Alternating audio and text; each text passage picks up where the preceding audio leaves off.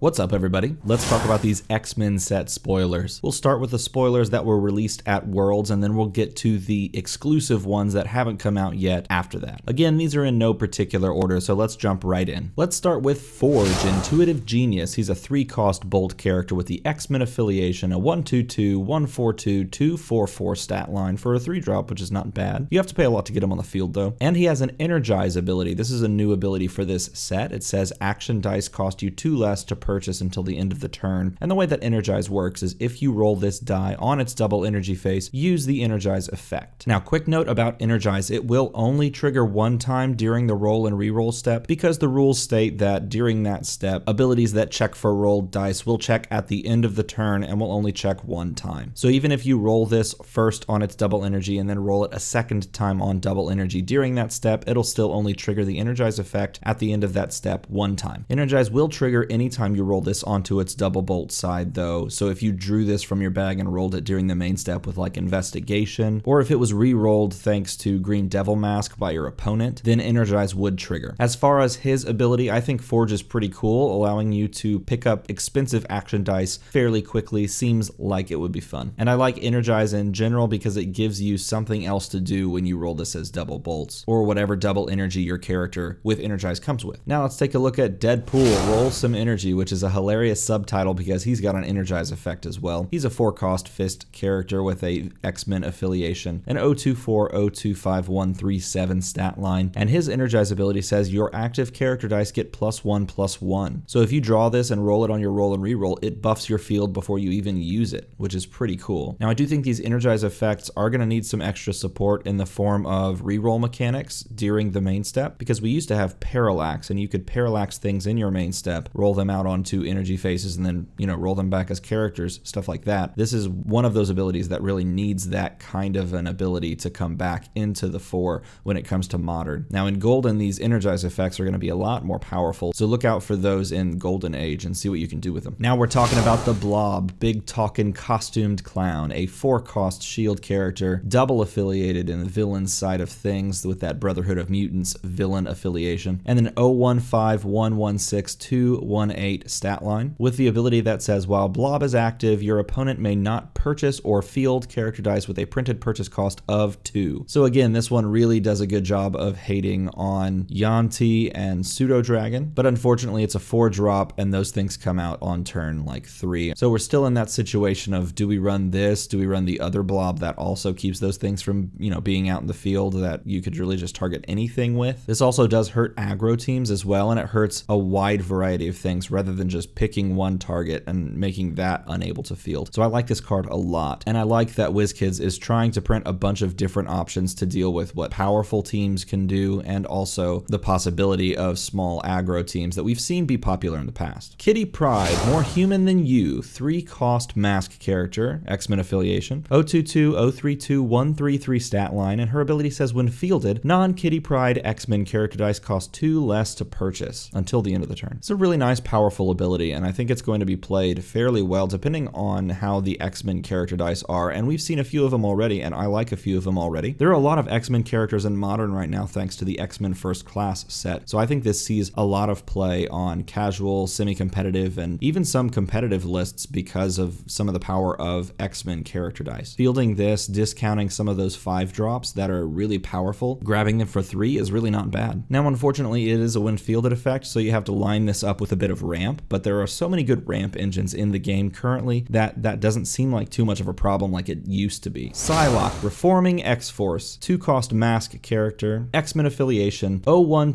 022, 133 stat line, and the Energize ability that says you may field a sidekick die from your used pile. I think I like this Energize ability the best of all the ones that have been spoiled. I love the idea of fielding a sidekick from used. It already has so many good synergies. This is just yet another good piece that does things with sidekicks. It's cheap, it's got a decent stat line, doesn't do anything after you fielded it, but again, this is just encouraging you to re-roll it, trigger it, KO it if you field it, let it cycle through, get to field a sidekick every now and again, and if not, then you've got a 3/3 on top with X-Men affiliation, which is not bad. Works nicely with Mimic and other things that ramp when you field sidekicks. All we're looking for is some sort of a main step re-roll mechanic, and you're good to go. Mystique, Hellfire Headmistress, a 6-cost double affiliated character die with an 011, 111, 211, 211 stat line, and that third side has the burst face on it. It says, when fielded, choose an opposing non-villain card. This fielded character die has the printed attack and defense values of that card, matching level for level. The burst face says this character die also gains the text of that card as long as that character die is active. So there's a lot going on with this card. This is a per die copy effect, so technically you could field this, pick a card, and the die that you fielded has that stat line, which means you kind of have to remember what that stat line is, because when you field another one, that fielded character die has the printed attack and defense of whatever you've selected. Now this is a 6-drop, so it's not like you're going to run out and get a ton of 6-drops because you're looking at a 6-drop 1/1, but it's going to copy the stats of whatever you want. I feel like you're going to want to pair this with a spin up effect so that you can spin it all the way to the top, so that you can use the character die also gains the text portion of this. But this is one of those cards that makes me go, huh, what can I do with this? And for that reason, I think it's going to see a little bit of experimentation. Mystique Brotherhood of Her Own. 3-drop instead of a 6-drop mask character, double affiliated. Different affiliations this time. 011, 111, 211 still, and Mystique gets +2/+2 for each of the different active non-Mystique Brotherhood characters. And that looks at both sides of the field as well. So we're looking at a 3-drop. That's a 3/3 if there's only one different active non-Mystique Brotherhood character on the field. But let's say you put Blob and Scarlet Witch onto your team and then you fielded both of those first. You're looking at 3-drop 5/5s all the time because the stat line doesn't change,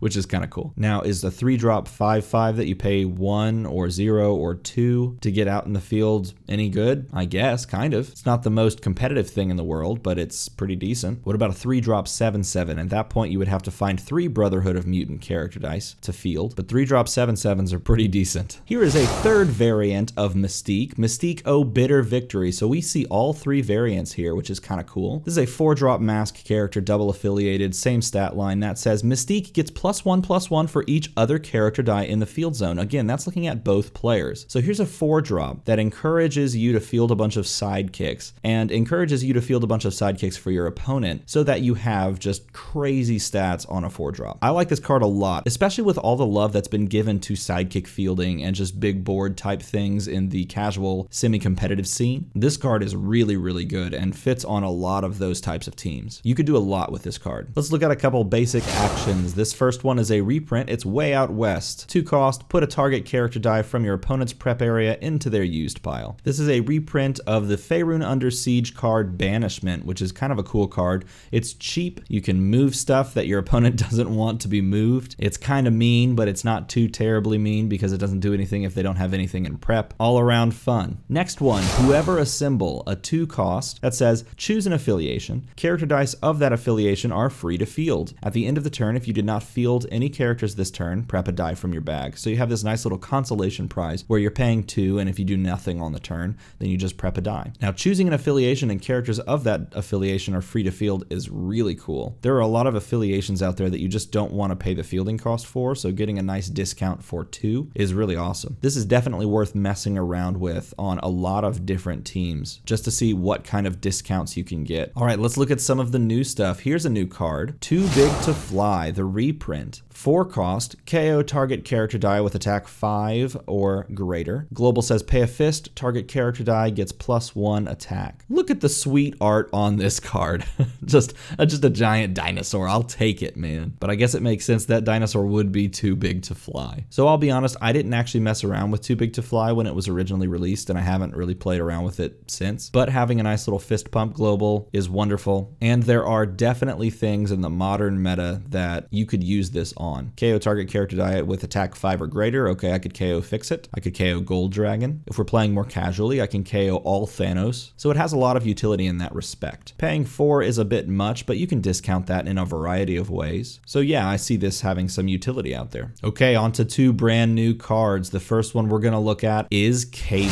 Cable makes his return to Dice Masters after a long hiatus all the way back in the UXM days. This is X-Force Team Leader, a 4-drop bolt character, X-Men affiliated, a 132, 233, 255 stat line. It's got the Energize ability that says spin up all your active character dice 1 level, and that's going to trigger whenever you roll it on that roll and reroll step if you land it. And then if you have an active character with Energize, Cable is free to field. So it's a pretty cool little spin up trigger built into the die with a decent stat line all around, and you're not paying anything if you pair him with other Energized characters. Pretty cool. Also of note, check out the sweet sweet art. That art is awesome. And the last of the new cards is Mastermind, Probationary Member, a 3-drop shield character, double affiliated with an 012, 013, 114 stat line, and he says Mastermind takes no damage during combat. So not a ton of fluff here. Basically, he just cannot be removed during the attacking and blocking through traditional combat means. Certainly a decent little pickup in a draft setting or a limited setting. You're probably not throwing this onto very many teams unless you want that double affiliation, which is nice. The stat line seems meh for a 3-drop. I mean, you've got a good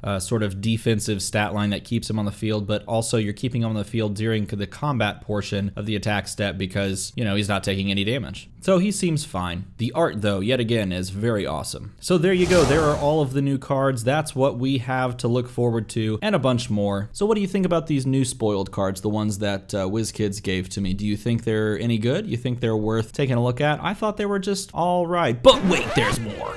Say hello to Rogue Mother Issues. 5-drop mask character, X-Men affiliation, 123245256 stat line with the Infiltrate ability, and it says while active, your sidekick character dice gain Infiltrate. So would you put this alongside Super Rare Angela? Because again, Super Rare Angela allows all your Infiltrate characters to go unblocked and then return back to the field, dealing 1 damage to your opponent. So you filled your board with sidekicks, give them all Infiltrate, give them all unblockable, and now you're pinging for a lot faster. It is a 5-drop, so you do have to kind of weigh that option of whether that's just too expensive for the other pieces, because, you know, you're also wanting to buy the ramp engine that goes along with Infiltrate in Ricochet. So do you also want to invest 5 into this? I'm not sure, but it's definitely worth checking out and playing around with, because if you just fill your board with sidekicks, you don't actually have to buy any other Infiltrate characters except this, Angela, and Ricochet. Very, very cool card, and it makes me want to dig back through my binder, grab up those cards, and slap it all together and see what we got. So those are the spoilers that have been released from the X-Men line of products. That is tentatively due out in March. Tell me which of these cards you like the best, which ones you enjoyed. Tell me about the art on this set. I think the art is super cool looking. Pick your favorite card and let me know which one it is in the comments below. And as always, thanks for watching.